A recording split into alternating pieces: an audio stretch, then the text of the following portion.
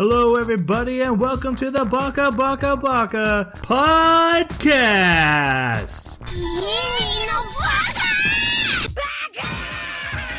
Baka. It's amazing how every time you open your mouth, you prove you're an idiot. Hello, everybody, and welcome to Baka. We're an anime podcast. How anime podcast are we? Every 2 weeks, we watch an anime, then we come to this podcast and talk about it. We are actually doing the second half of our discussion of No Gun's life. So we've already done part 1. So if you are coming into this new, you might want to go back and listen to that episode. Just because we're going to start where we left off there, which is on episode 13. But before we get to anything spoilery or reviewy, we're going to get our co-host in here. First off, we have the pyramid head to my Silent Hill. It's Jeremy. How you doing? Just the screech of dragging a sword. That's all you get. I'm doing pretty good. Been pretty busy. Work has been kind of crazy, but I did get a chance to play a little bit of a colony building game called Odd Realm, which is still in development, and I've got to say it's actually pretty fun, even where it's at right now. I wish there was a little bit more to do in it, but it's kind of cool because you get to actually choose between the races that you want to play as, which you don't see that a lot in colony building games. Yeah. And when I say colony building, I mean like a Dwarf Fortress style, where you have kind of the voxel terrain and dig your way down. Do you have? None, 0. But it's pretty cool. Yeah. So I got a little bit of fun in that, and yeah, that's about it. All right. We also have he's like a safe with barbed wire for a head in The Evil Within. I didn't play it, but it's Jason. How you doing, Jason? Pretty. I always wondered if like in that game they were like going to actually open it and see what was inside, and then I was like, oh no, it's this game, so it'd be horrific, whatever it is. No, doing pretty good. Troy and I got to try zombie mode in Zombie Royale of Call of Duty. I've actually also been playing a lot of that with my son. The Halloween gimmick stuff is not that great, but man, is being a zombie fun. And it's not just run around and, eat brains. Like you get a huge jetpack. You get you get these like unlimited gas grenades, and it's everybody knows that's what happens when you turn into a zombie. Right, you get a jetpack. Gas grenades. Yeah, it's a blast. But yeah, besides that, just disappointed with Path of Exile, and I have to inquire why. You do not have to. You're so full of it. Okay, just real fast, like one sentence. Okay. The market, because of the new mechanic, the market has crashed. Like there was this one currency item that will go anywhere from 60 to 120 of the normal, and right now it's like 30. So it's at really low prices. You can afford everything. No, because you would have like a chase item that's like 40 exalts, right? Now it's like 300. Oh, it went the opposite direction. Right. Yeah, everything crashed. I thought you said it was low at 16 and high at 120 or something, and it was now at 40. Yeah, the currency itself crashed, so that inflated the prices of everything. I see. That sucks. Economics. Yeah. I wonder if we have like longtime listeners that are like, man, Jason hasn't mentioned Path of Exile in like the past 3 episodes, and I just need to know what's going on in there. Like they don't even know what the game is. It's just like this recurring soap opera character that shows up. They just need updates. So true. And my name is Troy. I finished The Haunting of Bly Manor. It ended up being very different from The Haunting of Hill House. Hill House was like, everything is evil and everything's coming to kill you, and The Haunting of Ghosts is similar to The Haunting of Family Tragedies, and this was more of like a gothic romance story, and there were ghosts, but only one was even kind of scary, and it just was more of a creepy vibe. But I thought it was still a good story. Mike Flanagan, I think, is a good director. Acting was well done. Secret Ghosts were still fun, and they actually had more to do with the plot this time. So that's about it. Cool. All right, let's talk about the Revolver. Like I mentioned before, this is part 2 of our discussion of No Guns Life. So this is episodes 13 through 24. We have already discussed part 1. And when we get to the spoiler section, everything will just be as if you had listened or watched the first half. So we're not going to be like reintroducing characters of the world. But before we get into our review section, let's start off with non-spoiler You could do it. review. Yep. Jeremy, go. Take it away. All right. So I definitely did not like the second half of this as much. Well, I guess it's not really technically a second half. The second season of this as much as I enjoyed the first season. I didn't like the way that the characters behaved. They just didn't. They seemed out of sync a little bit with the way that they were behaving in the first season, especially Juzo. And that was kind of a little bit sad. But worse than that, and this is more of just a technical issue with me. I hate it when stuff comes from nothing, just thinking about physics and all that. And that happens a lot here when it comes to their technology. Sometimes things just appear out of the void and they just, more and more volume just keeps coming out of the void. And that just, oh God, it just drives me nuts. So yeah, there's other little technical things that just really threw some shade on this for me. But yeah, it's not what the first one was. That's for sure. The I know characters that with as questionable physics. things just kept growing out of stuff. I was like, man, this is gonna drive Jeremy crazy. Yeah. Yes, it did. In this. It did. Okay. Ugh.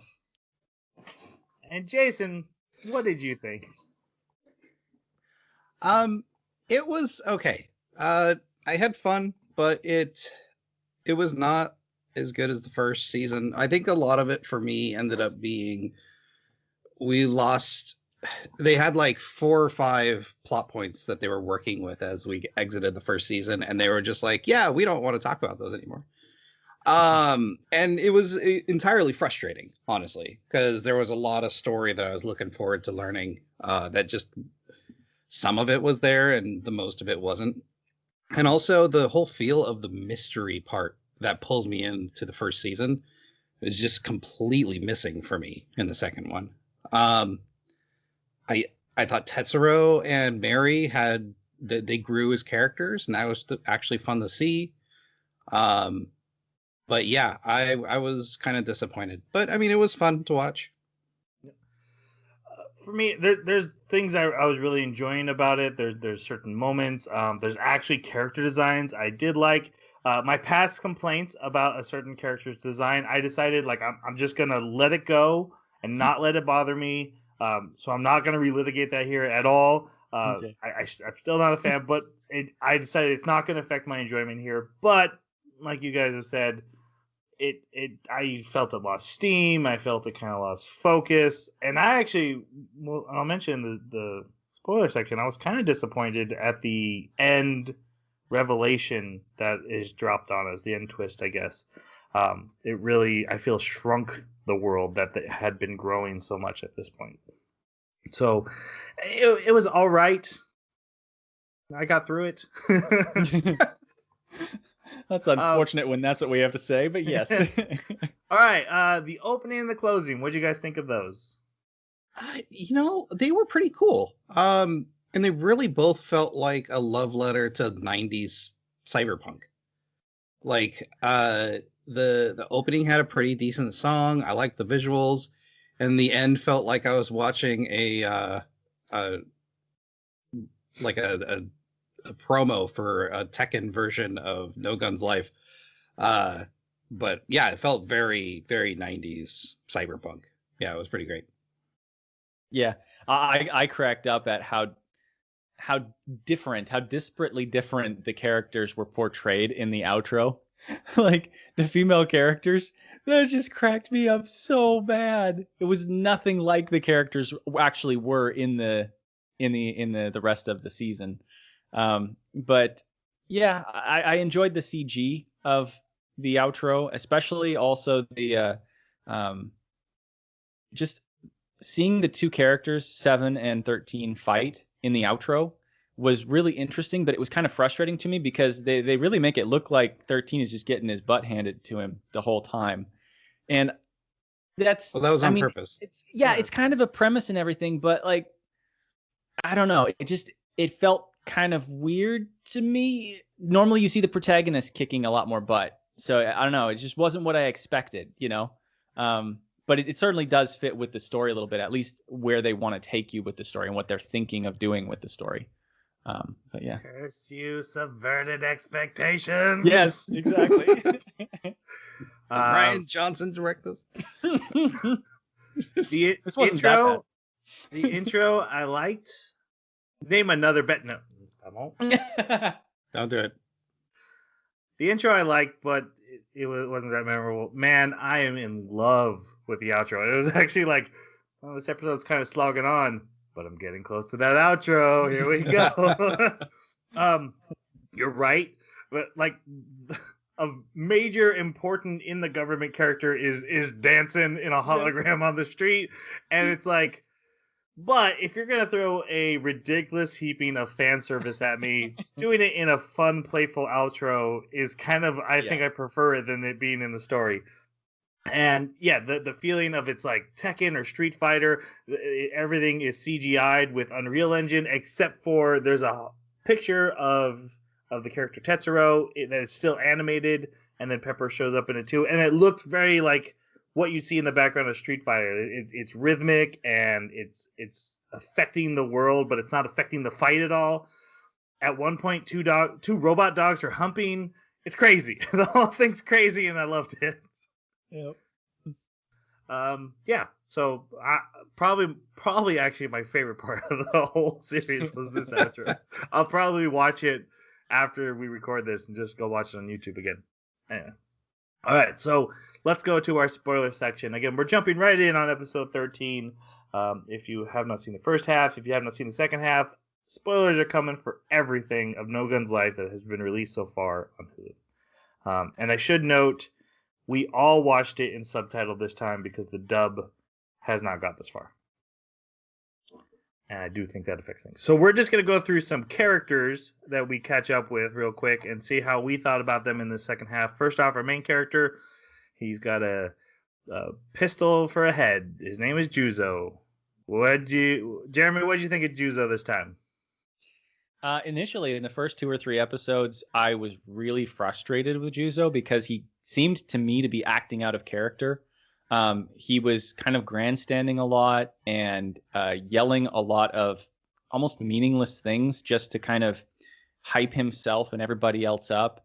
And it kind of frustrated me because he was such a quiet guy in the first season. You know, he was the stereotypical noir trope. And I liked that about him. It really went well with his character design, I thought. At least it had grown on me. And so having him change like this so abruptly really... I don't know, but it wasn't great. Did not like that. However, he does kind of get back into the rhythm of the character, I think, during the middle of the anime, of the season. But at the end, there's a lot of emotional, melodramatic, just, I don't know. Sometimes he just outright lies as well. And it's just for the sake of the melodrama.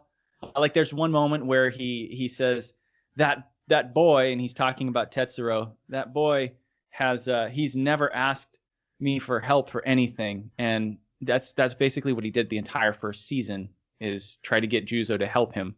And so I don't know, it was like, why are you saying that when it's not true? Oh, okay, so you're trying to be melodramatic, you're trying to draw out this feeling of sympathy and appreciation and trying to emphasize a character arc that, sure, it happened, but maybe it wasn't that great.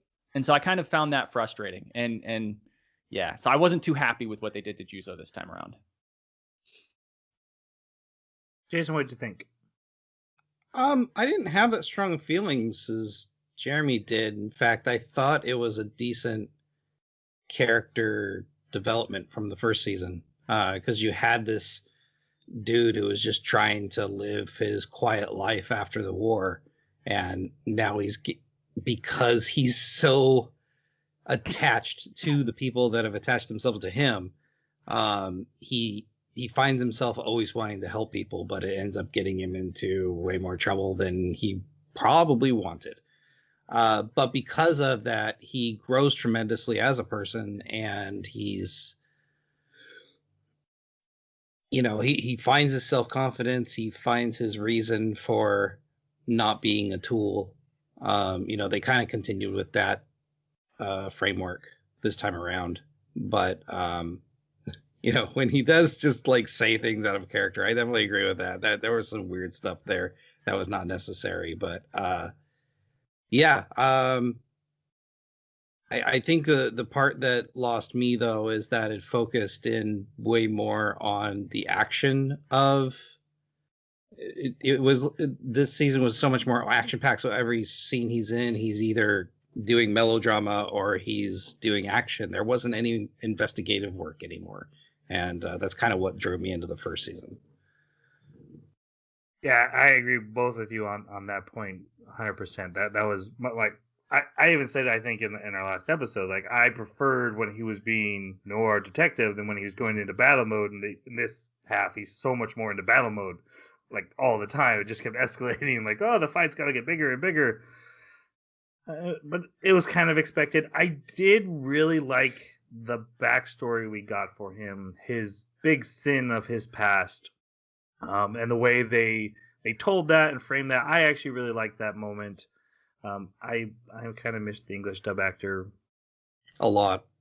he was nailing it for me in the English dub, and I felt he carried a lot of that noir vibe. A lot of the noir vibe for this whole half went away, but with his voice not being in English anymore, now I'm trying to be like, okay, I think he's being Nor-y when he says that, but I don't fully understand the cultural inflections of another language I don't understand.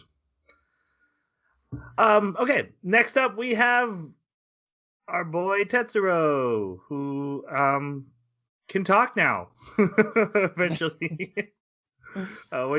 Jason, what do you think of Tetsuro?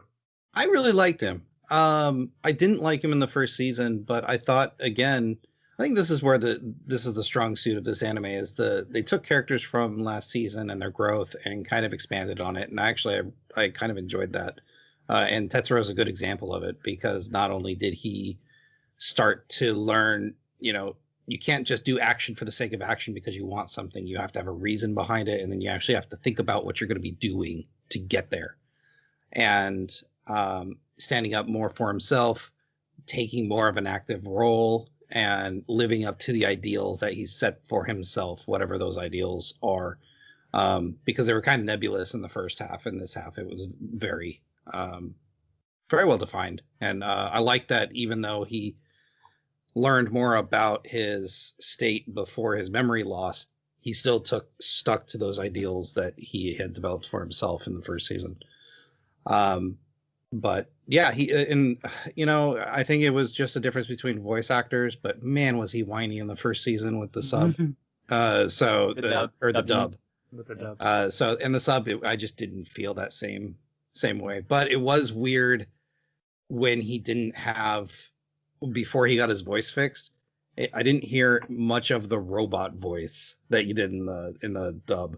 So that was a little weird, but did they make it like tinny, echoey? In the dub, it's very distinct. Like it sounds like he's talking through some sort of voice changer. Oh, okay. Yeah, no, it didn't really seem like that in the first season for the sub. Yeah, he was all right. I definitely was never annoyed by him, but at the same time, he didn't really stand out to me as particularly interesting.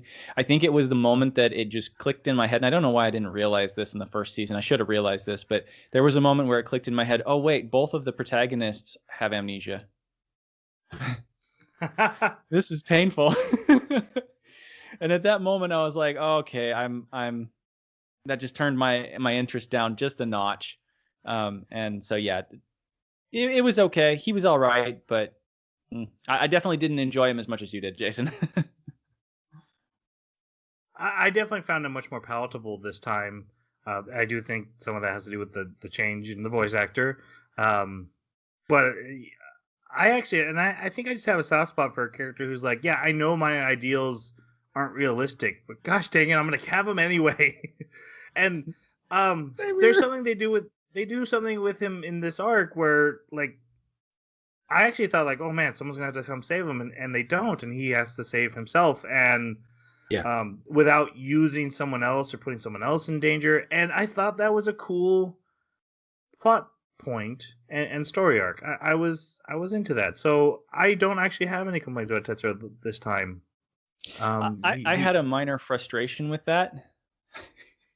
I'll share it now. Go ahead. And that is that Harmony, when he uses it, he can like overcharge the subbrain of somebody that he takes over. So in this case, he happens to be his own. So he's overcharging himself.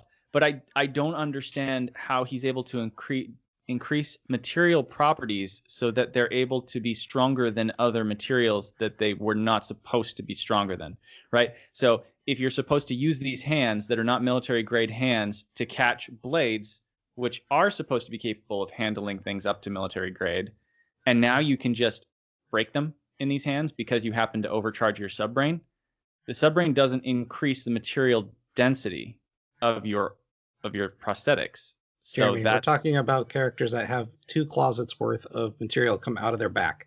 I know. Two closets. Don't get me started on that. That was the Lakers locker room coming out of his back, man. Oh my god. Oh, but that frustrated me with that whole scene, and so I was like, I don't like this scene. 2 closets. Yep.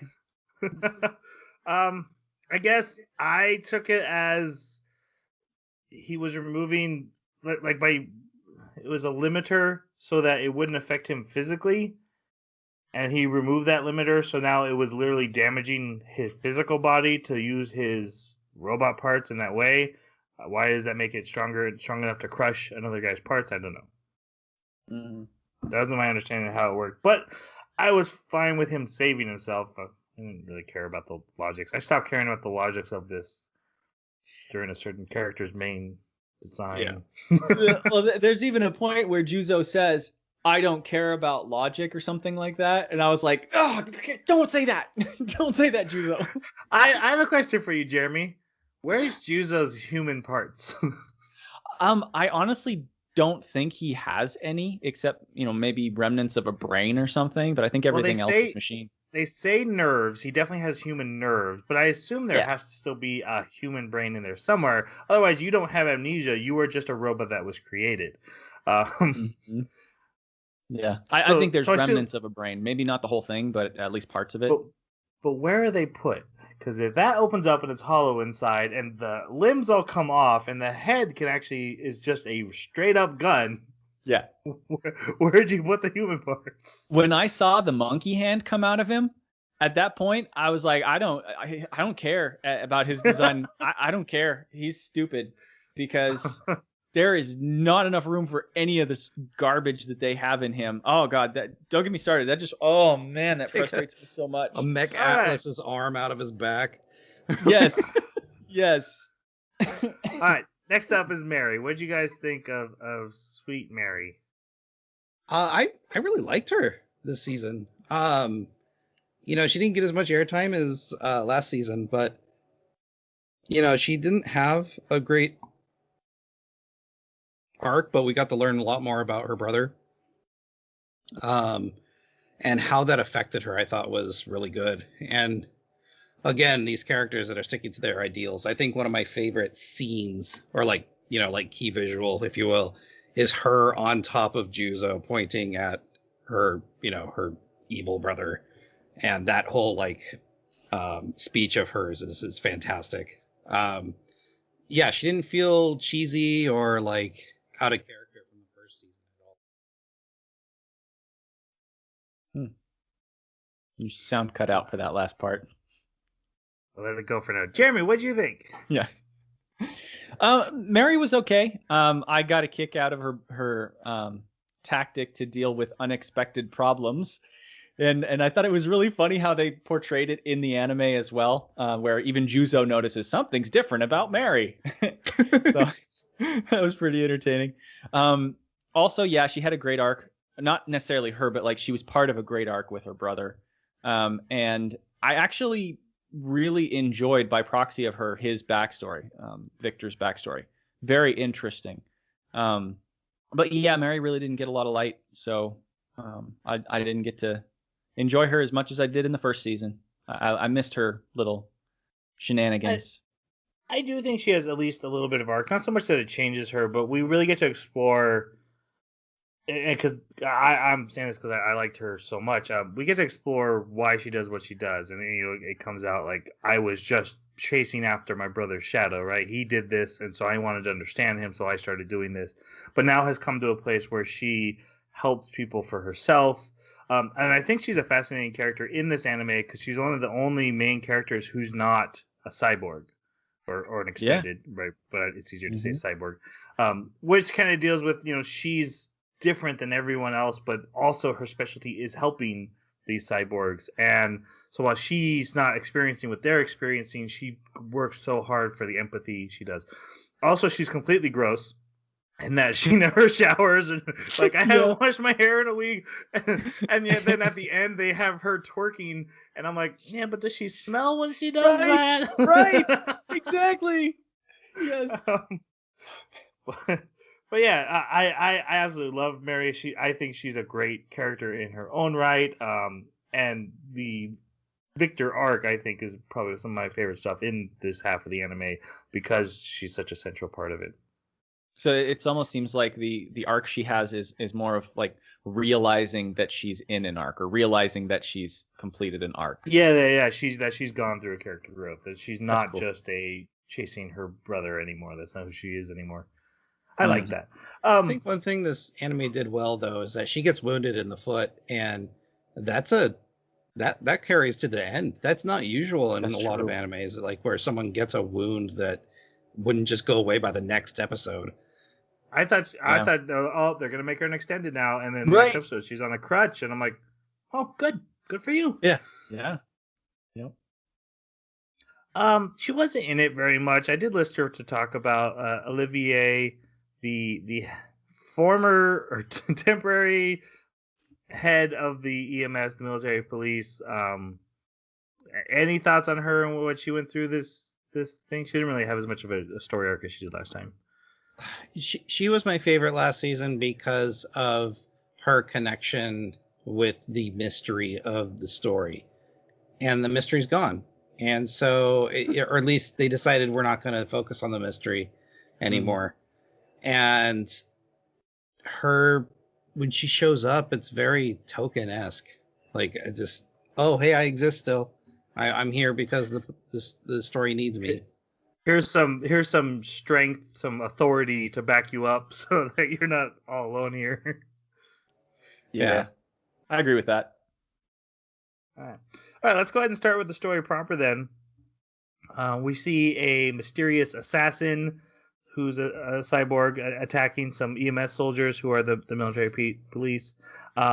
We see Juzo is trying to decipher the data that they had gotten from the last arc that we had seen, and it wasn't able to be deciphered by any device he had. So he goes to like this old lady's pawn shop. He's like, I'm borrowing this, and he sticks it in.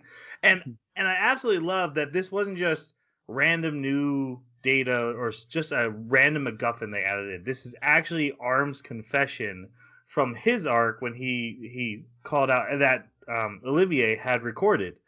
I thought that was so cool. I'm like, that is a great way to tie those two arcs together. And usually when I found data, it's just the MacGuffin, right? We just need the data. And it wasn't. It was very much part of the lore of we've established. I thought that was really well done.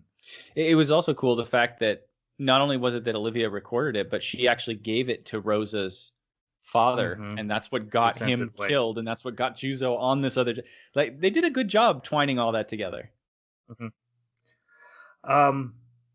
Mary is working with Lefty, the little remote hand dog thing that now hangs out with them, and then Olivier actually calls them and is trying to warn them. She calls it's Mary, the landlord, and Tetsuro, and she calls them, and these bad guys burst in. They're wearing like metal armor and stuff. We don't know what they are, but we find out they're not cyborgs. They are pure humans who hate cyborgs. They're actually part of a group called Spitzbergen, Mhm. Thank you for my note taking, anime. so they will refer to as the terrorists mostly going Okay. forward. But their whole thing is, we hate cyborgs and cybernetics. We want to wipe it all out. No more of that.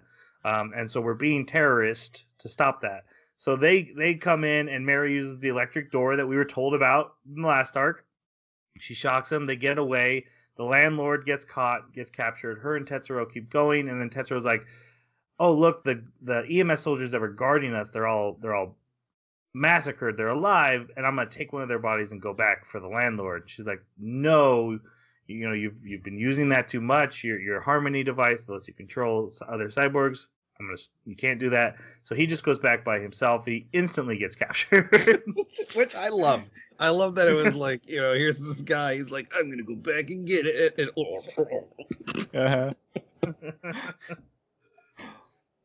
And, And then Mary, she's spying on them, and then the hand's like, "Hey, follow me," and she follows Lefty, and she sees that assassin from the beginning of the episode, and he's like, "Hey, stay out of this," and she's like, "Oh my God, that's my brother, who we knew she's been looking for. His name is Victor."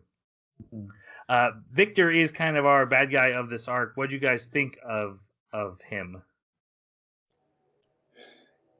it's another one of the cases where the mystery around him is much more interesting than the character himself. I think it's a cool idea that they're trying to shoehorn into an already fairly complicated plot.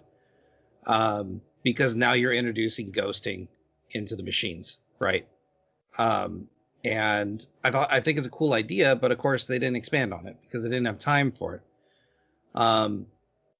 But as a concept, I thought Victor was cool. I like the idea of, hey, I want to help people. My desire to help people, I can see, has now killed hundreds of people, if not more.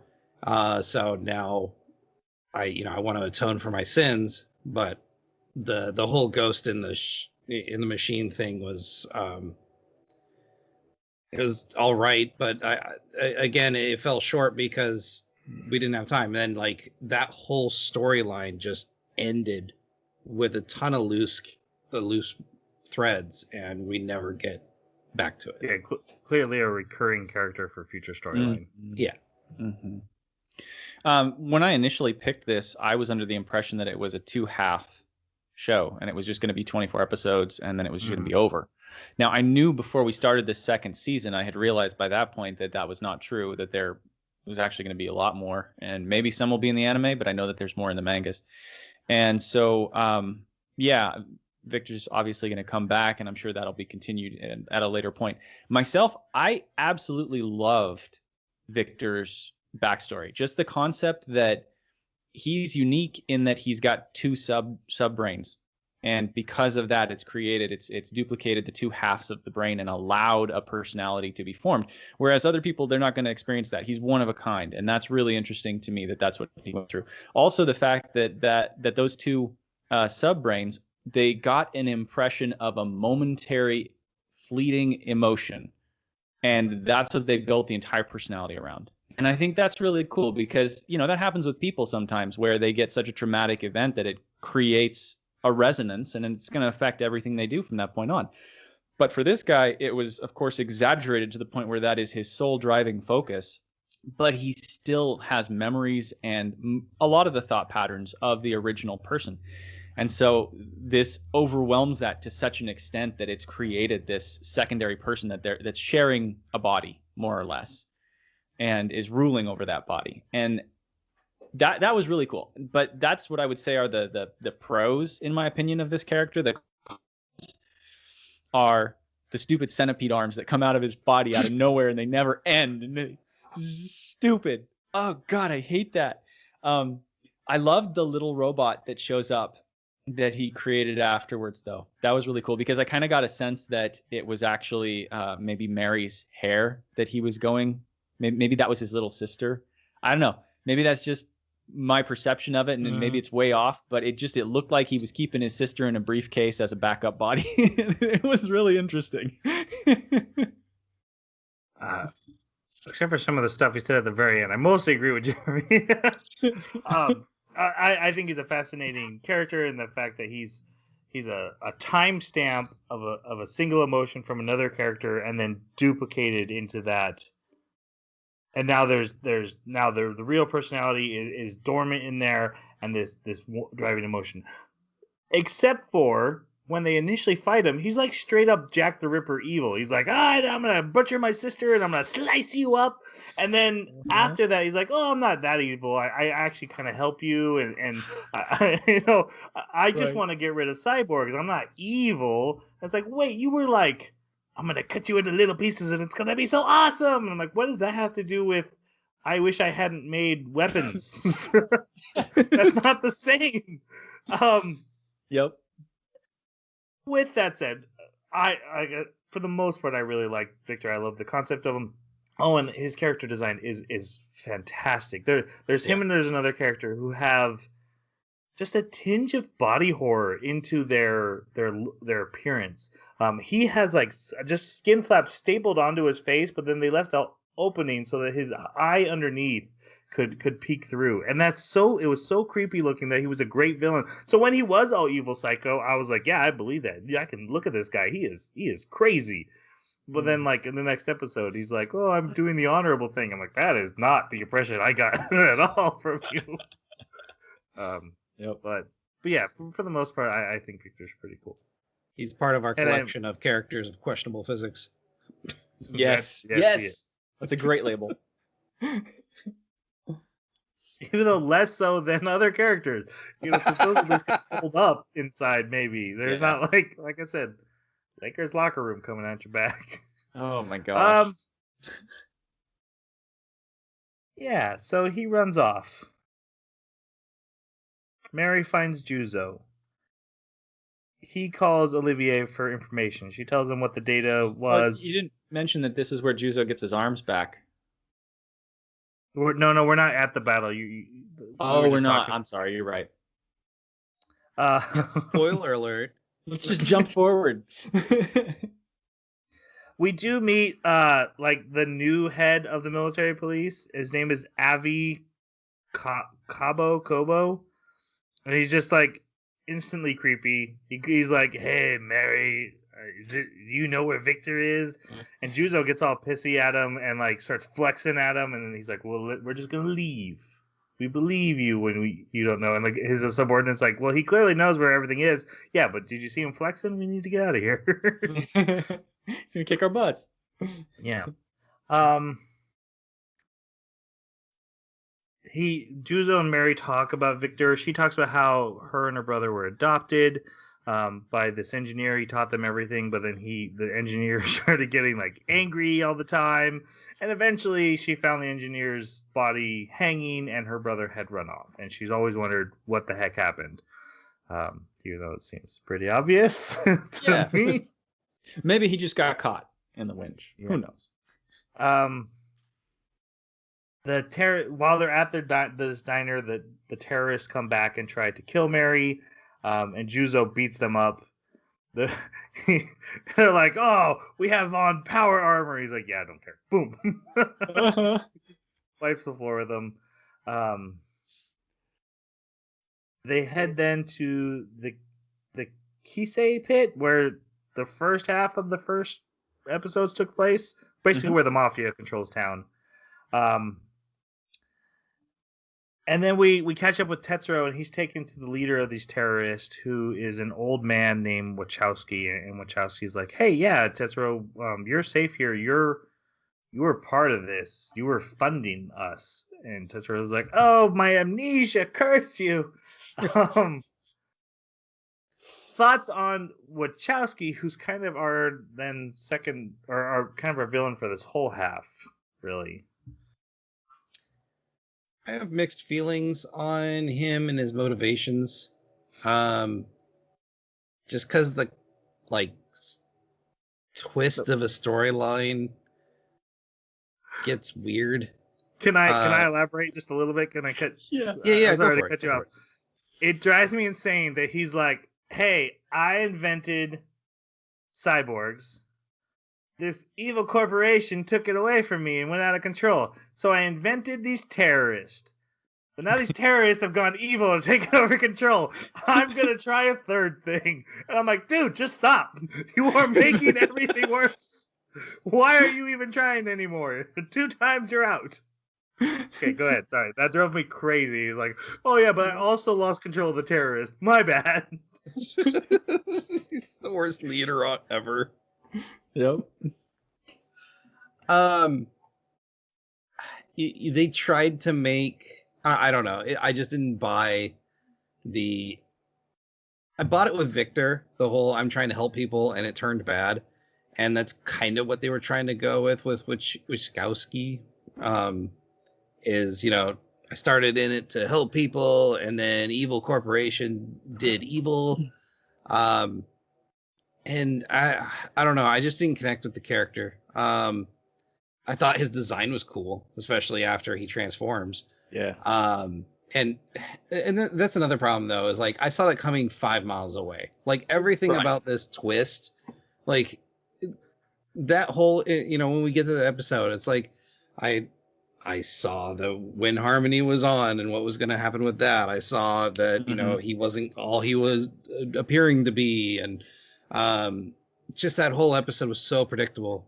He's the inventor of cyborgs, and his eyes are purple with like rings in them. And I'm like, guys, you know that's a cyborg, right? Like, there's no way those are human eyes. What are you doing? Well, and while they're walking down the hallway, his handler is like, you know, talking to him about, you know, the expunging of cyborgs. He's like, I'm surprised you guys haven't thrown me out yet, you know. And he's like, and it was like, of course he's extended. Like nobody's questioning that. And yeah. Anyways, long story short, I have mixed feelings on him, and I think he was okay, but I think some of the things about him were stupid.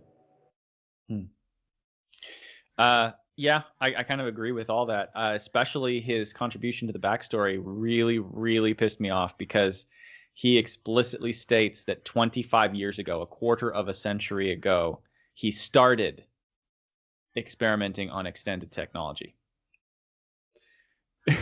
Nothing else in this world, in this universe that's being presented, in this environment, is high-tech enough to where it explains how they managed the whole void body technology, taking over the brain, having like the beam weapons. Like nothing else seems to be as advanced as this extended technology, and yet they just started researching the extended technology 25 years ago. Not only that, finding out that he was a part of Baruin doing this research, and 25 years ago we see flashbacks to where the board members, one of the board members is a young lady there. Now, she might have been in her, 40s, 30s or 40s or something. But even so, that only puts her at like... Maybe 70. Maybe 70. Right. And yet, these guys, they're acting like they're in their hundreds or something. And they're trying to maintain immortality by getting into these extended bodies. And I don't know, the whole thing just kind of falls apart when that time frame sets in of this all started 25 years ago. This technology showed up. And, oh, God, that just really dropped this anime for me another notch. And he's at fault for that. Also, there's a moment where he's like saying, he's trying to tell the boy, trying to tell Tetsuro that there's going to be consequences for his actions and his choices. No matter what choices you take, there's going to be sacrifices. And it was cracking me up because he was like surprised that Tetsuro was going to basically just walk away. I know I'm getting ahead, but he was surprised that Tetsuro was going to let him live. And this is just this whole thing that they're trying to create of this, are you sure? Is he going to be bad? Is he going to be good? Like it feels so awkward and so contrived. Just really bad. And yeah, I really didn't like him for those reasons. Just a reminder to you, Jeremy, we are now not on episode 20. No. we're still. I know sometimes you start talking about the episode, you think you jumped ahead. No. Okay. I watched that one today, so it's fresh in my mind. One last thing, his backstory was completely unbelievable and just kind of dumb. Like I get it, there was a tragedy and like, oh, why couldn't it have been you?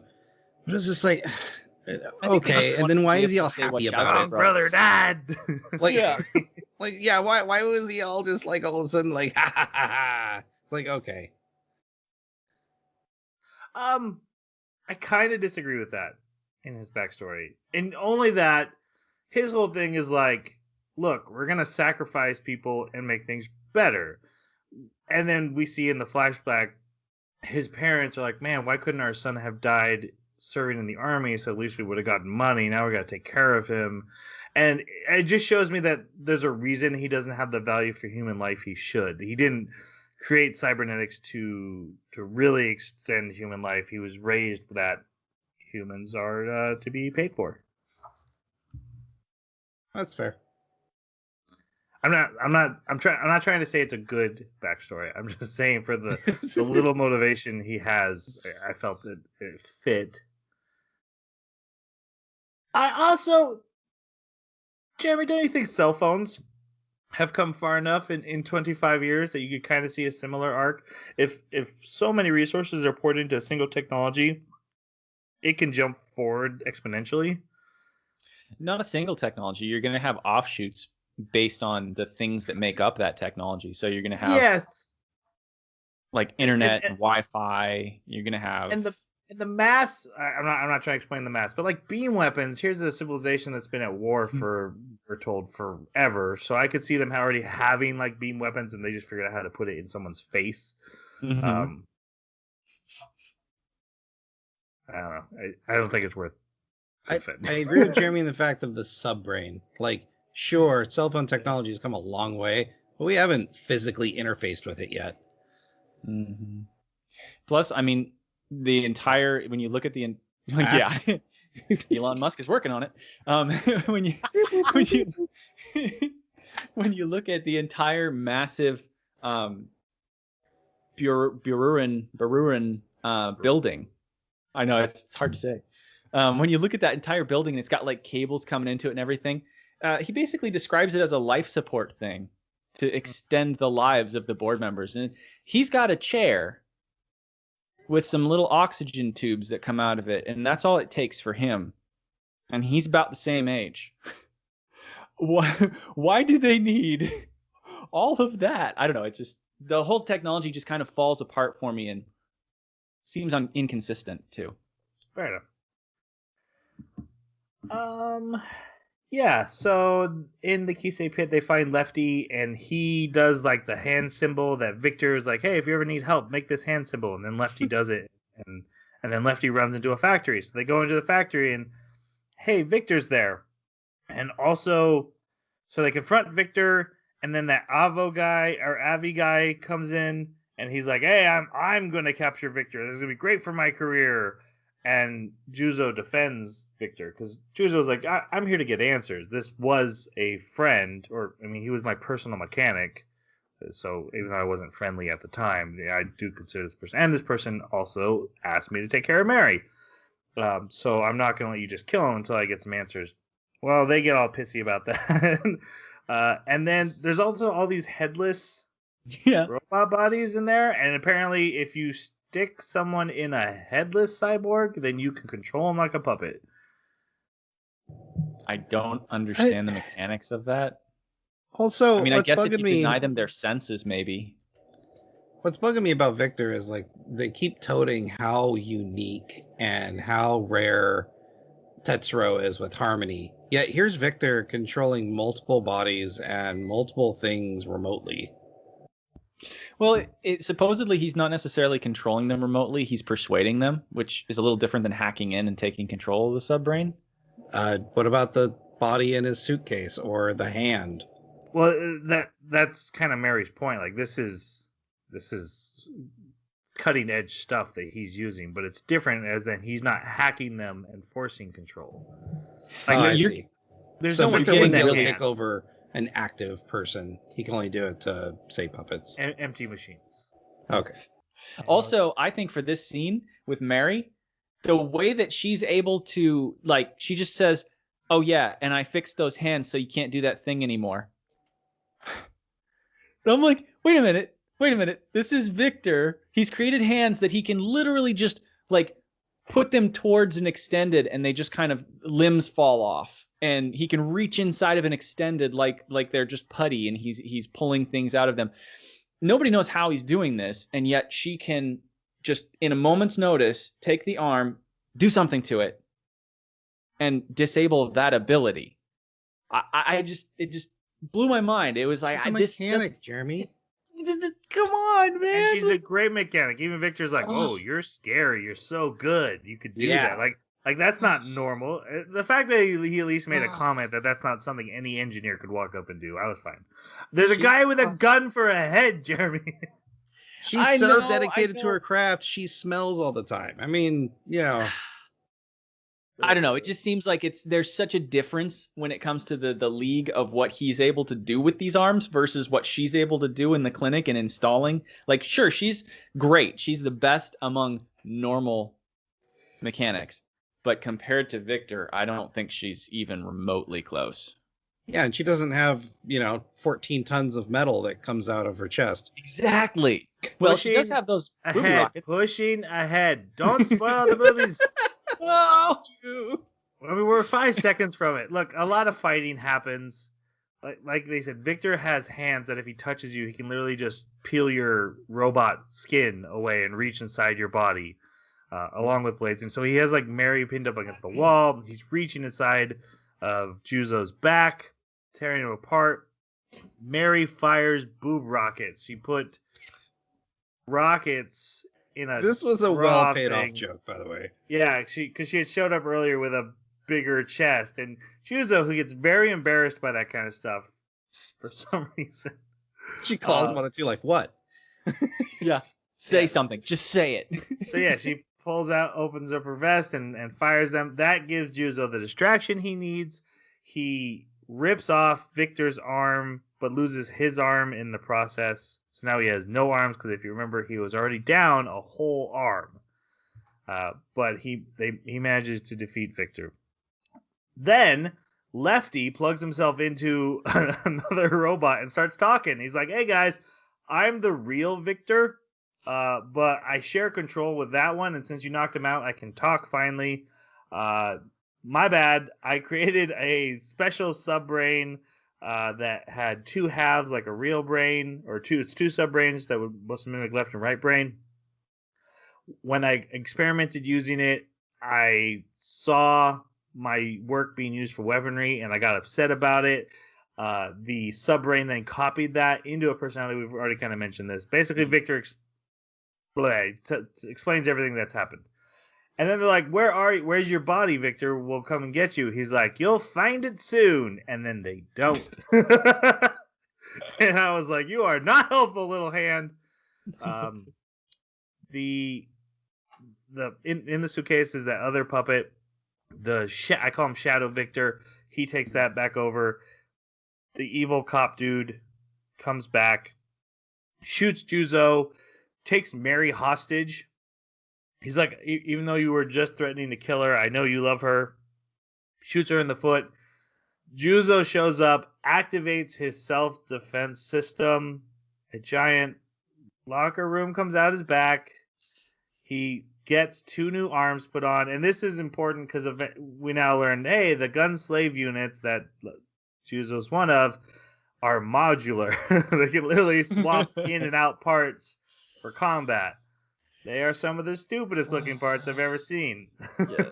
Yes. On par with having your head be a gun. No, much worse. Much worse. No, literally the same. One guy literally just has 2 guns for arms. And I'm like, oh my god. And they're both pistols. Spider pistol arms. Yep. But here's the thing that was so weird about this is the way that he's able to pull this locker room out of the back of his body and get those arms put onto him. This isn't something he's supposed to be able to do. This is only something that a hands is supposed to be able to do. And so he undergoes like a huge amount of strain to kick that thing out of his back and put him on. And this really frustrated me because that means that he just basically did what he's not able to do. No, so they set that precedent in the first season where there was a power he wasn't able to access, but his auto like his auto systems take over when he's taken enough damage to then override some of that stuff to get him back to a point where he can continue fighting. A little bit And of this is a similar ASD. situation. He's lost both his arms. He's got shots to the leg. He's starting to lose consciousness. And so the auto system took over and gave him his arms back. Sort of. Like you're right, the auto system takes over, but the auto system, like, do you remember the other guy in his flashback, how the other guy wasn't able to get his limbs and his body parts back? Because there was no hands to activate that system to do repairs. The auto system is good for like defending yourself, but when you lose a limb, you're not supposed to be able to get it back without a hands from based on that premise of the other guy. Okay. I just think he had taken enough damage, is what I was saying. A little bit of a change of the topic, but I've been wanting to ask this. What does a hands do besides push the go button?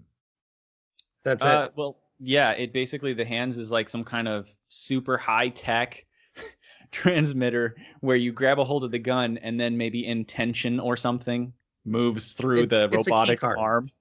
Yeah. It's a literally key card, just a key card. but it does more than, because also when they say you can go ahead and activate this, well, then they've unlocked that thing. Like, they don't just put the key card in and it unlocks everything or lets the robot be able to have access to everything. They have to actually unlock different tiers of what they're allowing them to do. Doesn't it? Because in the flashback, doesn't his handler just be like, click, all right, go do whatever you want to do. You're on your own. I think that was either after or like, I think they skipped over the whole like level 2, what did they call it? Lamination. You pull this out, do that. Like, I remember them saying extra things. Like, they didn't just reach over, grab it, and that's it. Like, they configured it. He already had the gun thing sticking out of his back too, so there was probably previous configuration going. He made it sound like he was giving him a certain level of access for specifically 48 hours. Mm-hmm.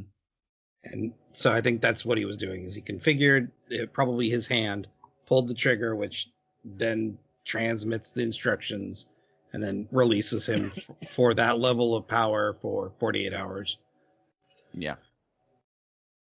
I don't like it. Oh, I agree. It's basically a key card, but yeah. I actually don't mind that part, because it's like, this is a way that they've put some kind of a governor on this incredibly powerful creature so that it can't just act on its own at full power. I don't mind that part. I just don't like the way it's implemented. All right.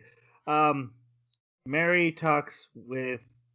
Oh no! So Juzo defeats Avi, knocks him out with like a flick of his finger, and he's like, "You're lucky my hands just got reattached and we're at full power yet."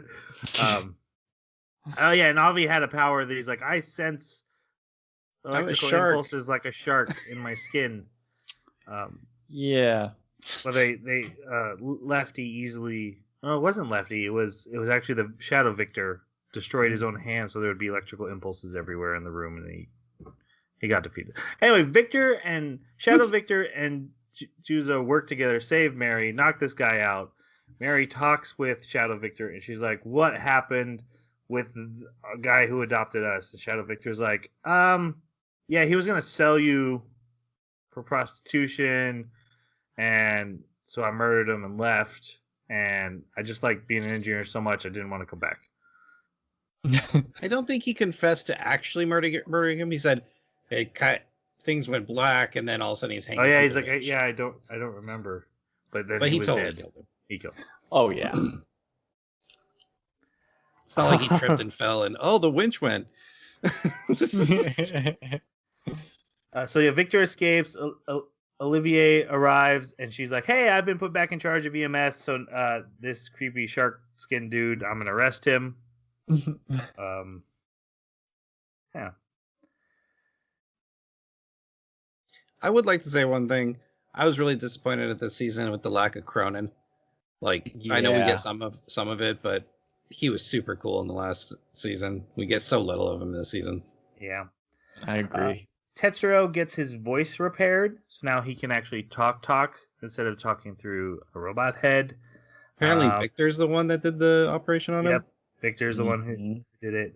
Wachowski tells Tetsuro that what they really want him for is to use Harmony to take over Juzo, release all his power limiters, and defeat Seven, who is the other gunslave from the first half that beat up Juzo, and he's the one who beats him up in the ED every time.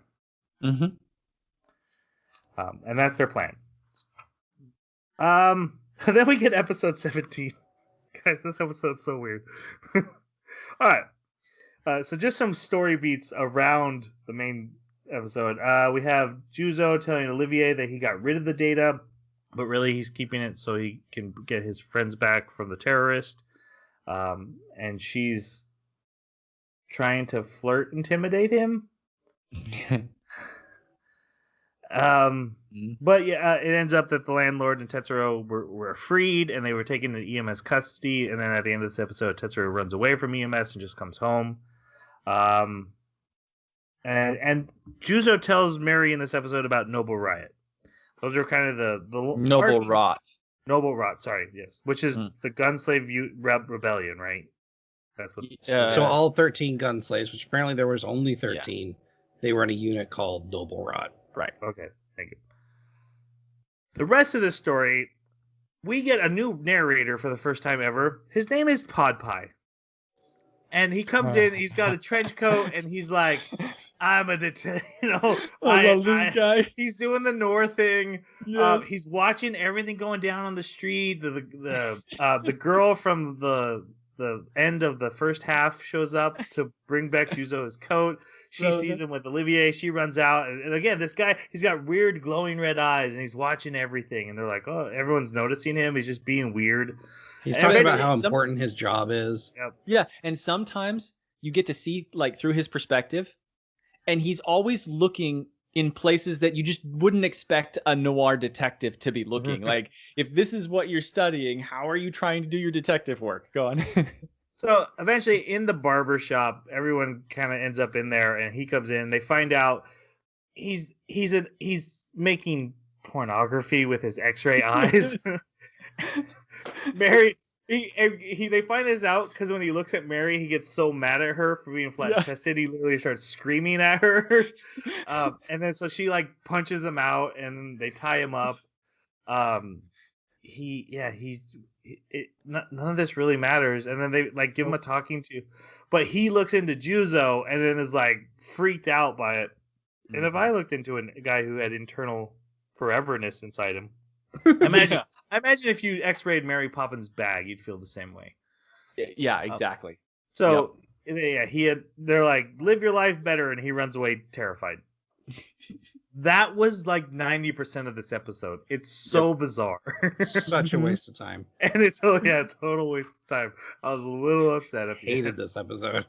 You guys cracked me up because this episode, I actually really liked this episode, especially you would. the first one. Well, no, because you don't see anything. It's not fan servicey. The reason that it was so funny to me was because this guy Pod Pie was doing the noir thing perfectly. Like, he played the part of a noir detective so well, like in his dialogue, in his demeanor, and yet it was all crap. There was absolutely nothing to it. He was not a private investigator. He was not good at his job. And the way that they drew him, they deliberately drew him to be ugly. And they drew him so that when he took his hat off, he had like no hair. They were even talking about it. And like everything that they could do to make him kind of a despicable, gross version. Yes. And yet that's the reason it's so funny is because you automatically should be contrasting it to Juzo, because Juzo has been playing the part of a noir character here, right? So having this guy show up was a really great way to show that the entire noir aspect of this anime is meant to be comedic. It's meant to be funny. And I think this guy exemplifies the way that they view noir and what they were trying to do with it. They weren't taking it seriously from the beginning, I think. I'm glad you enjoyed it. It just felt like filler to me. There's definitely a lot of filler in this season. I'll give you that. And I think what I take issue with is that there is so many loose threads in this anime, and they decided to do this a couple times where it was just episodes that just did not matter. And it's like, you have so much more story to tell, and you're spending time on this. I'm curious. What are the threads that are loose? Because I didn't really care about the rest of the story. What was interesting? We didn't get any resolution with Olivier's story. We didn't get any we got a little bit more tidbits with Baruin. What was left with Olivier's story? Well, Because I thought it was resolved. Well, she hasn't gotten any resolution as far as her dad and getting justice for what happened. She found out that Baruin and EMS are working together. And that was about it. Mm-hmm. Like, and you know, the whole like Juzo and his standing with EMS and the Baruin Corporation. Sure, we learned a little bit more about them, but like, there was no resolution to them as a whole. Like, yeah. So I think that's big. It just seems like those are things that are long burn resolutions that they're working towards, that they're giving like tiny tidbits. Yeah, I don't know. Just my personal taste. Interesting. Speaking of filler, we come to our next story. And it starts with an overextended standing there with the head of a motorcycle. Oh, I knew you'd love this guy. I thought, Troy said in the last season that what would make this anime better is if there were more characters had pointless heads. Yes. And here you go. He makes the anime so much better. My point was that if you're going to do abstract, do abstract. Yeah.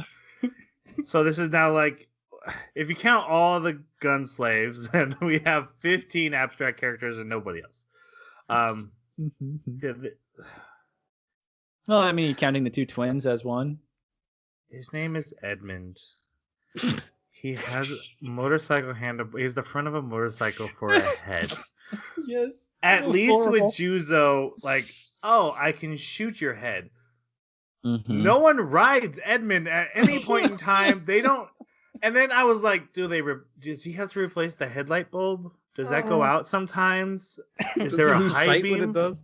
Yeah.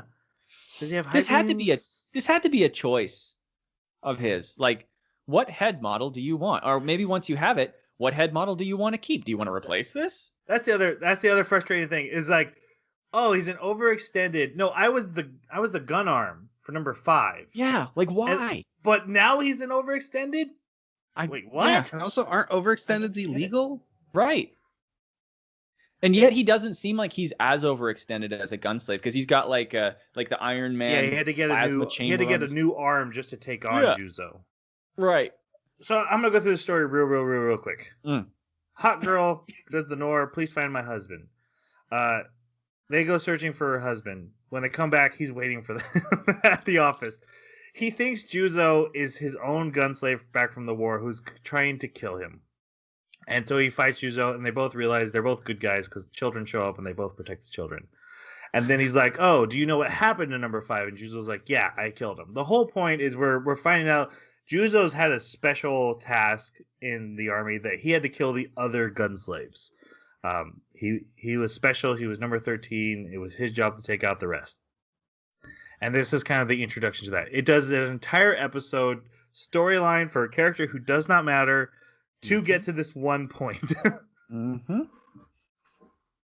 Also, Edmund and his wife apparently have physical relations, and now I'm like, she's like, you still kiss me on my scar. I'm like, he's a motorcycle head. What is he kissing you with?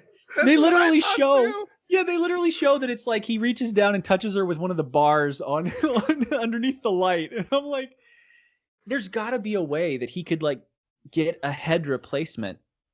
I mean, even if it looked something like Mega Arm's head or something, it would be better than a motorcycle helmet because he's interacting with his wife. Again, at least I'll give you this about Juzo's head design. At least you can grab that handle and shoot him, but at no point is he like, I got this so people could ride me, or I'm a transportation overextended, or anything like that. Doesn't make any sense.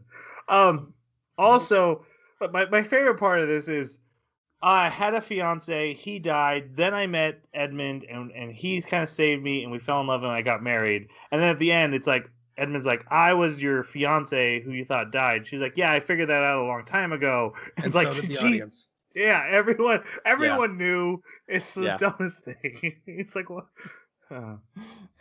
Okay, so we've gotten through that. Yep. Tetsuro is sent home, and he talks with Mary.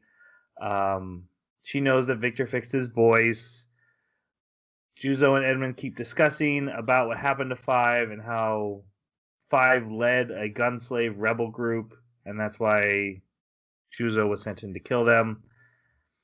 And then Tetsuro is basically considering whether he should use Harmony on Juzo or not. We've seen him a couple times start opening his mouth at him. He's been thinking about it, and then he talks to him about it, and basically they have like this man-to-man, which is all what's the word I'm looking for? Melodramatic? Yeah, melodramatic. Yeah. No one's saying what they mean. They're talking around it the whole time. Then we see that Cunningham is in trouble with the board. Cunningham was that fat guy from the first half who took away all the smokes. He's kind of a middle management for the bad guys. And he sends Pepper and Seven on a new assignment. Meanwhile, Juzo walks up to Arms statue, which is the park where Arms statue was put up. He goes there and he's carrying Tetsuro, and we're to understand that Tetsuro has taken over Juzo and brought his own body with him. Wachowski and his underling, whose name is Kanugi, they also show up. This was what they wanted, and they lock Tetsuro's subbrain down so that he cannot switch who he is harmonizing with. So he's stuck in Juzo's body.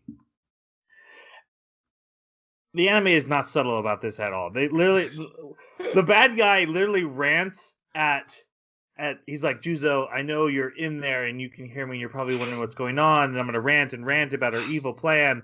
And at no point does Tetsuro answer him or make any reply. And at no point does this old man get suspicious about that at all. And at no point is the audience oblivious of what's going on. The only question I had is, who is Tetsuro really hacking so that when he was locked in on that body? Because it's not Juzo. I didn't know who he would be. I mean, I didn't realize he could do it to himself. Yeah, me neither. Especially since it seems like it has to have line of sight, because Mary broke it at one point. How does he? He's taken over bodies he couldn't even see before. I guess. And in the ED, he does it through a hologram. Yeah, no, him controlling himself, I didn't see coming. But like literally every other plot point, like up to his handler, like it was like, oh, that, yeah, of course that happened. So Wachowski's like, all right, Tetsuro / Juzo, time to do your thing, and then Juzo just runs away. And so he sends all the bad guys after him. He sends Kanugi after him, and then it's just Tetsuro's lifeless body and Wachowski. Tetsuro stands up and he's like, "Ha! I tricked you. Now I want to negotiate. You stop being a terrorist." Which actually, I loved his reaction, by the way. Yeah, which is, you think I can stop these terrorists from being terrorists? No, he goes, here's the negotiation. You're gonna stop doing terrorist activity. And he just laughs. It's just like, I was like, yeah, that's how I feel. He's basically like, I will help you fight Seven. I'll stop Seven for you, but you got to stop being evil. And he's like, so then we've also gotten Wachowski's backstory, which we've already mentioned. Wachowski at this point is like, I've lost control of the terrorist group, to be honest with you. I did it just to like try to limit Peruin and get things back on track. And they just ran wild with it. They were like blowing up buildings and killing people. They don't like cyborgs at all. And I was just trying to get cyborgs like back under control. So bad. Listen, I'm starting this anti-terrorist group. No, you're not starting any more groups. He's like, I need Juzo to fix all my problems. I know what I did wrong.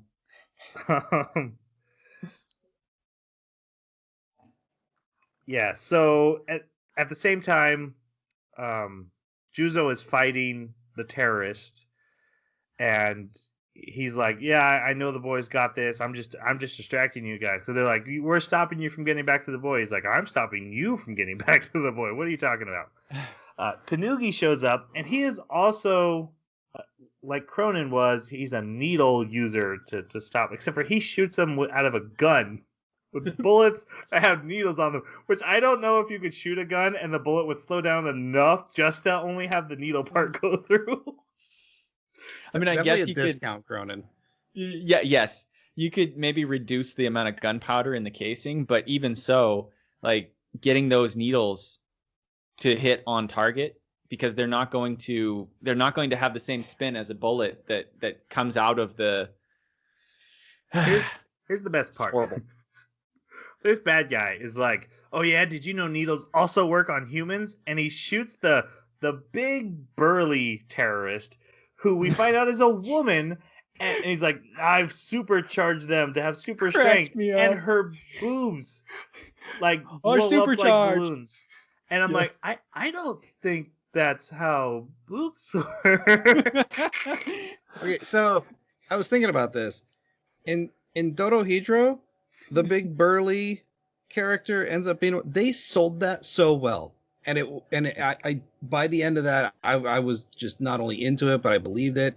Like they did a really good job with it. Here it was just felt so gimmicky, like really gimmicky. Totally for this one joke. This one, hey, wouldn't it be funny if the big burly dude we've been having run around was a girl and suddenly grew giant boobs because Juzo's afraid of boobs? And I love how her voice stays like burly man while she's got the mask, but once it breaks, it all of a sudden she's got a woman voice. It's like, okay. That's just fantastic. Yeah. This is one of those reasons why I was saying, I don't remember if I said it during the show or just in the pre-show, but it kind of feels like this anime doesn't really know what it wants to be. It inserts comedy at the wrong times frequently, and it tries to have action. It tries to pretend to noir. It felt a lot more jumbled than the first season.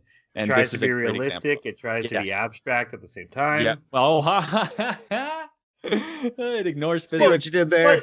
But even if it doesn't bother you, it does do that. It actually fits into your point. It wants to have its cake and eat it too. It wants to be abstract with its character designs, but then also have super realistic cyborgs, which take it or leave it.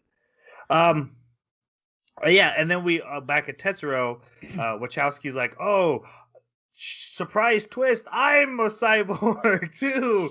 And he turns into this really creepy looking dinosaur thing, which I loved his design. But design was pretty rad. Then Tetsuro battles him. Jeremy already mentioned he powers himself up and overpowers the old man. He gets stabbed through the chest, but he manages to knock him out. And then Wachowski's like, aren't you gonna kill me? And he's like, no, I'm not. And he just kind of shuffles away. He's like, but I can come back for you. You should really kill me. He's like trying to convince him. And Tetsuro's answer is, I believe people can change. This is Goku. Oh, God. Well, Goku at least has the desire to fight them in the future. He's like, no, stay bad. Come on. I want to fight you later. But Wachowski does not change. He dies because Seven shows up and rips his head off. Yep. And then Pepper gets involved with Juzo's fight, and we find out that Wachowski's second-in-command guy actually works for Baruin the whole time, and he's like, yeah, every time we do terrorist stuff, cybernetic sales go up, so terrorists are good for the economy. Then Pepper is like, hey, I'm going to start messing with Juzo. Seven shows up, gets mad at Juzo. They start fighting. There's a whole lot of them starting fighting. They keep powering themselves up. They start getting into their different modes. Pepper's all like, well, you don't have a shooter, so you don't have enough power to beat him, and I'm going to activate him. Cronin shows up. He fights Kanugi for a little bit. I love Cronin. I absolutely love Cronin, and his line is the best. He's like, I only care about fighting robots, but for you, I'll make an exception. Because they're from the same school, and he's got to put this rogue student out in his place. I love that. I was so happy for Cronin. It was good to pay attention to detail during this fight, because Cronin's like, I can sense that you're near it, you're low on bullets because you waited for me to get close. And then when we see him reload, he only fills 3 chambers. I thought that was pretty good attention to detail. I didn't catch that. That's really good. Well, we don't get a resolution because the ceiling collapses due to Juzo and Seven fighting. So the other bad guy gets away. Cronin finds Tetsuro and brings him over. And basically, he starts throwing needles at Seven. Seven at this point has giant gun arms. He's got a gun for head, and now he's got 2 gun hands, and they're all literally pistols. 2 Desert Eagles on sticks out of his shoulders. He swapped his arms out for, and he's blasted Juzo a few times already. Juzo's been losing, and so Tetsuro's like, "Oh, Juzo wouldn't want me to hack him, but I'm gonna do it anyway." Juzo's literally losing. He's lost his waist down. Mm-hmm. Yeah, he's done. So Tetsuro basically hacks, but instead of like just taking over his body, they have a internal inside the mind.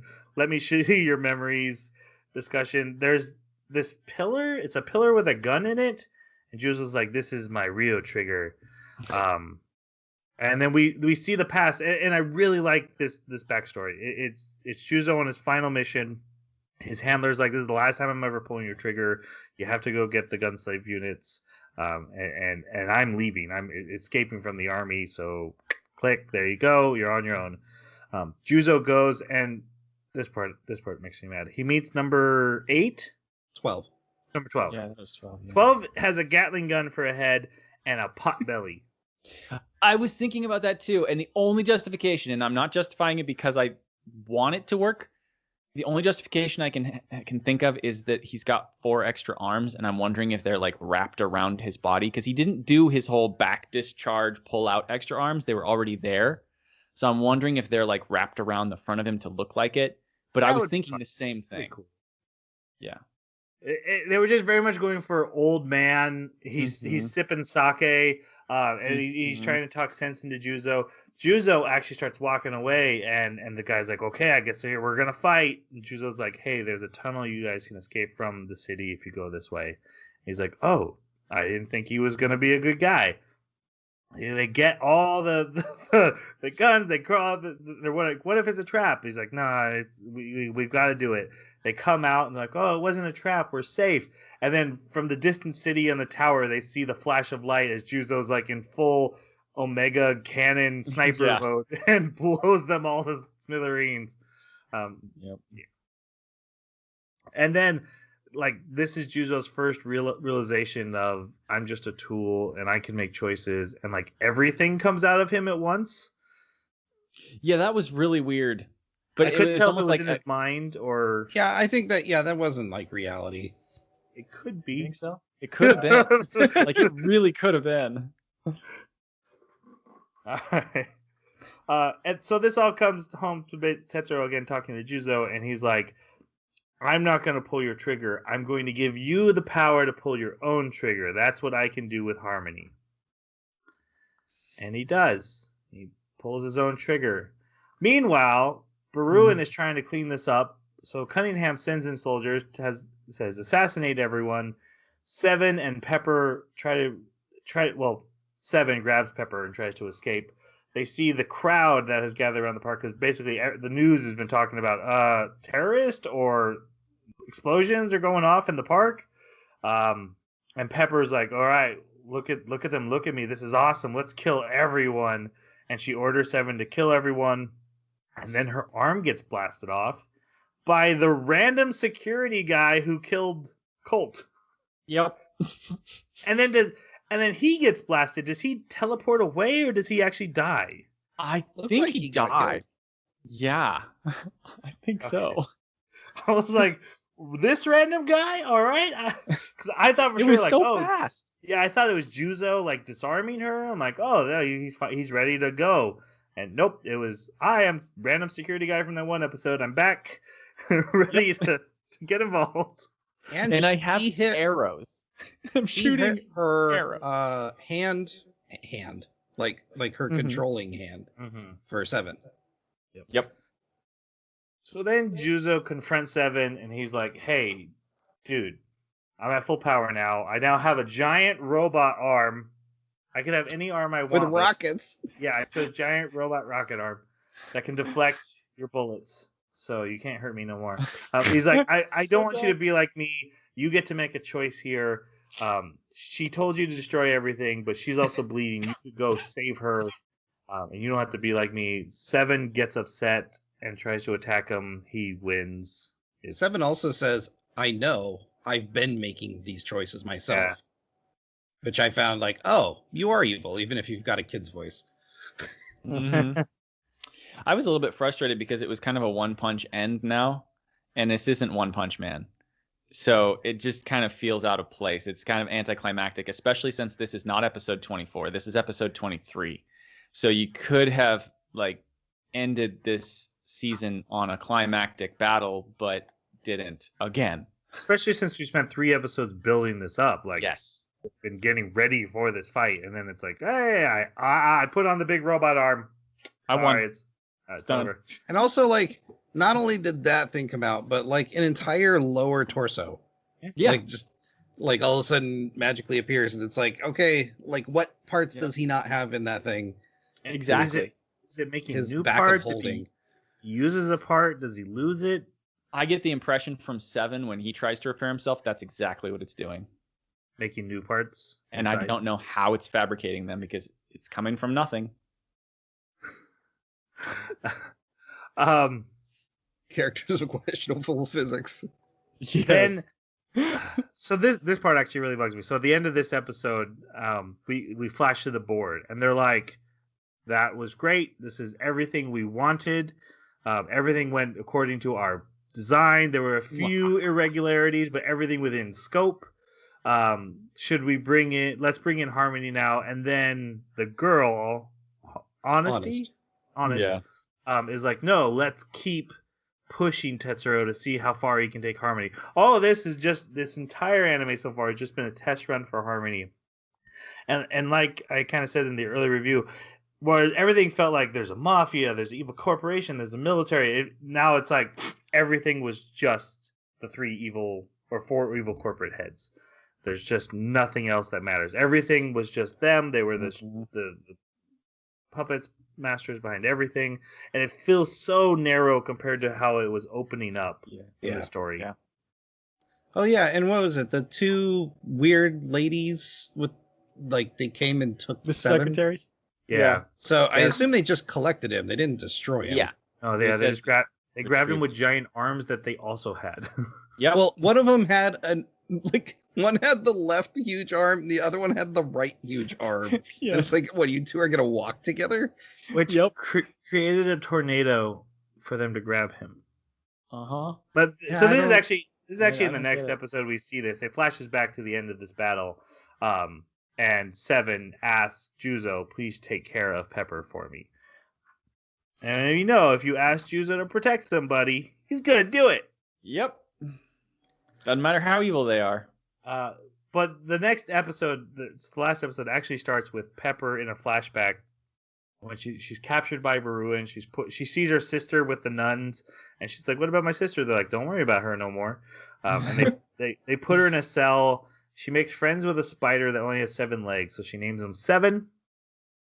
Eventually, Cunningham comes for her, and he's like, "Hey, we found a use for you. Come with us." But she forgot her spider, and then she sees her spider in another cell, and she literally jumps into it to grab him. They drag her out, and they take her to meet the 7 we know, the gunslave guy, and they're Cunningham like, "Hey, is complaining this entire time because he does not like her. they're like, hey, we want to see if you're compatible. We might have to get rid of him, but if you're compatible, then we might be able to have a use for you." She goes up to see Seven, and he attacks her, cuts her across the face, which is why she has a scar. Which And makes her so happy. she's like, "Oh, I want him, I want him, I want him." She goes up, she kisses him and licks him and drools on him and dibs Yep. him. And then I call dibs. the most crazy thing I've ever seen. She's like, "You're gonna be mine," and she puts her entire fist down her throat, pulls out the spider, and it's like, but if you ever belong to anyone else, I will destroy you. And then she slams the spider on the ground and stomps on him. So the whole thing was because she saw the spider in another cell, she got so jealous she stuffed him in her throat to kill later. Yep. This won me over for Pepper. Like, she's so insane and so like that made an impression on me. Like, what the heck just happened? None of the other characters made that much of an impression. This was crazy. We then catch back up to current day. Juzo is allowed to interrogate Pepper, but when they get to her hospital room, she has actually escaped, and she's being chased by a gunman of someone's family that she killed during the battle. So he wasn't an officer; he was just some random dude. He's a government he was in the security employee. bureau.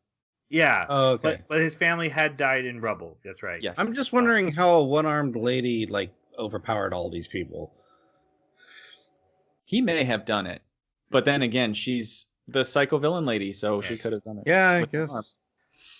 Juzo stops him and she tries to attack Juzo and falls down, and then she's like, "Well, I told you if you defeated 7, I would tell you where your old partner was." I did skip over that, and that's kind of just the end. Oh, we find out that when his coat got fixed, the girl put a silly patch on his butt. Yeah.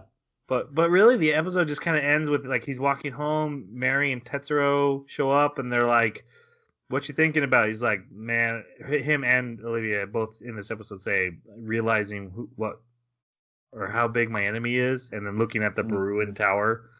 Yeah. But they knew that from the first episode.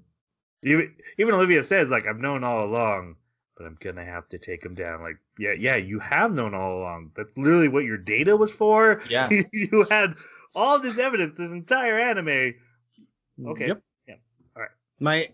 My favorite line of this entire anime is Mary's coming down the stairs to meet Juzo, God. and she goes, "This place has a lot of stairs for being a hospital." Yes. I laughed so hard. That was I pretty was good. like, yeah, that makes sense. All right. Any thoughts on the ending, guys? Which I felt was really abrupt. Yeah, really hated it, but I was not impressed. At least last time they did something. There was a little bit of like investigation, even if it was not that great. There was some investigation. This was just silly. All right. Then let's go ahead on to our final reviews. Jeremy, you picked it? Did you? Yeah. are we giving like a this season review and then a total review, or just this review? Do you think it mattered? Like, who's listening at this point who's like, I need to know what you thought about this one and the whole thing. I'm going to do the whole thing and this one. Do it however you want. Okay. So, I as I mentioned already, I won't go into it again. The void, like getting matter out of nothing, is just really frustrating for me. And having the technology kind of have only appeared 25 years ago, it really put a damper on the realism of this cyberpunk world for me. That just really bugged me. But also, there's a threshold when it comes to like the ridiculousness factor of what Juzo can do and what these other characters that are brought on the scene are built like, how they're constructed. And like you brought up with the bicycle head guy, there's just so many things that stand out as unnecessary and annoying. And it feels like fluff, like a kind of a clumsy attempt to just keep your attention, find something to do to get the story from point A to point B, because they're not really sure how to do it, or to bring out this important point because they're not really sure how to do it. And so they'll add in something that just doesn't really seem to fit or really even work in this world very well. And then another thing that kind of bugged me was Juzo being able to pull his own trigger due to willpower.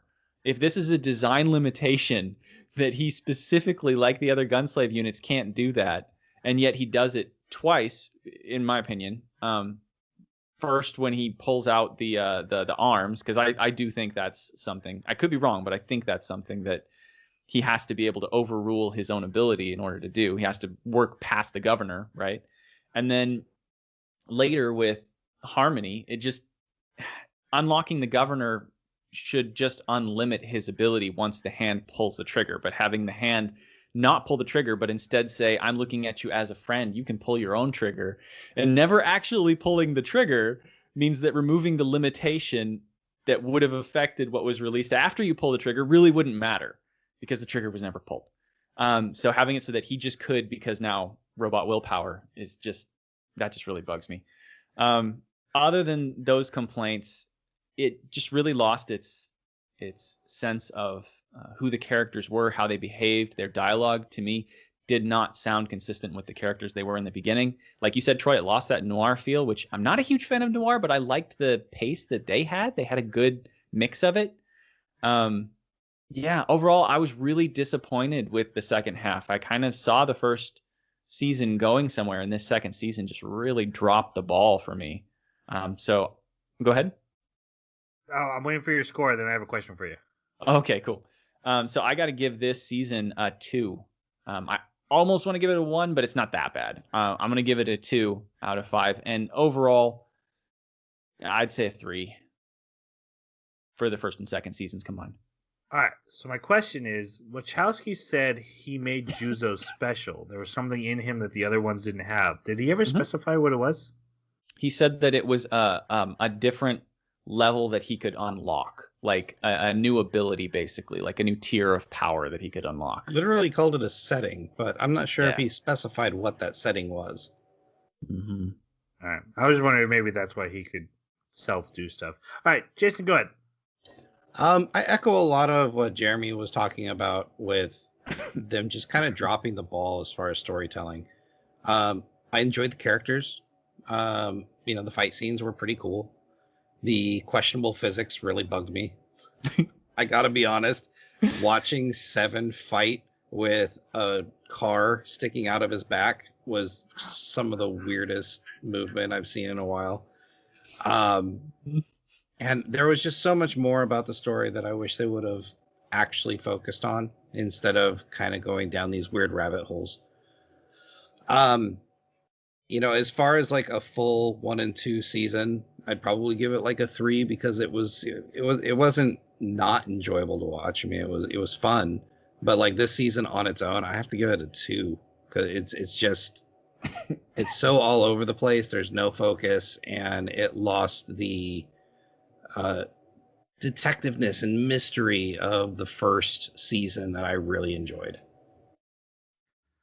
A 3 for me for this half and a 3 overall. I think I gave the last one a 3. It's really a mixed bag for me. There's things I like, elements that were really fun, character designs I loved, character designs I hated.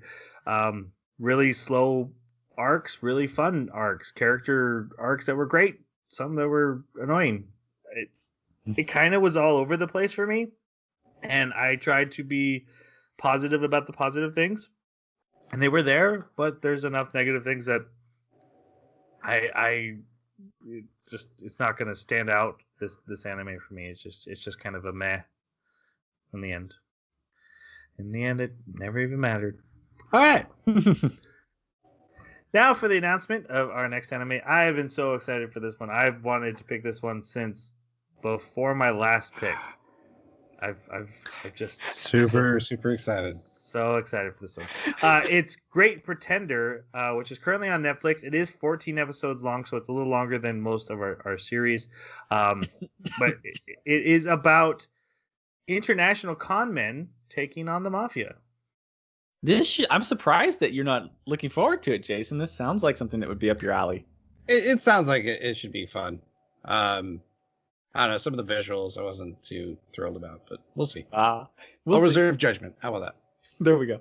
I'll say this: critic reviews seem to be really good, and I know Mother Basement has a video on it. I have not watched it. I won't see it till after we've filmed ourselves, so that we have fresh ideas. But it does seem to be getting a really good reaction. But con men, thieves, love it when a plan comes together. That's my jam, baby. Ocean's 11. Yeah. Ocean's 11. Honestly, I haven't seen many anime about this kind of subject matter. I love anime about, weird and interesting subject matter. So I'm here for that. So that is our next anime. It can be found on Netflix, I know, but I don't know where else it can be found at this time. I do know season 2 is coming out in November, but we're probably not going to watch that. I'm only going to make these guys watch one season, and we'll see it in the future. But yeah, I just think we're just doing this one season. All right, cool. If you have any thoughts on No Guns Life or any other episodes that or anime we've watched, any anime we're going to watch, any suggestions for us, please feel free to share them. You can reach us on our Twitter at Baka Podcast. You can reach us on our email, theanimebakaclub@gmail.com, or leave a comment wherever you found this episode, and it'll get back to us, and we can respond. We absolutely love hearing your comments. And the whole point of this podcast is for you guys to continue the discussion that we start. You are really more important to the show than we are, so have at it. With that, let's go ahead and say goodbye. Thanks for listening. That's a lot of stairs for a hospital. Sayonara.